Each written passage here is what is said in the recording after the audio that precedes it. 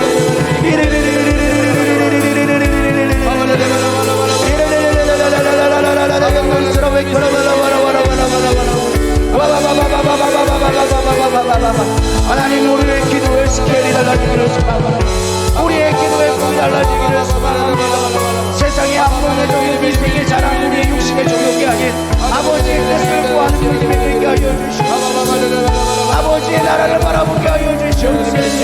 하나님의 비전을 바라보게 하여 주시옵소서. 주님은 말씀을 주셨습니다. 아버지의 영광이 아니지 않습니까? 하나님 우리 누리다 교회가 아버지의 대로 들어진다면 하나님의 영광을 잡을 수 있겠습니까? 우리 아버지 누리다 성공의 그날에 하여 주시옵소서.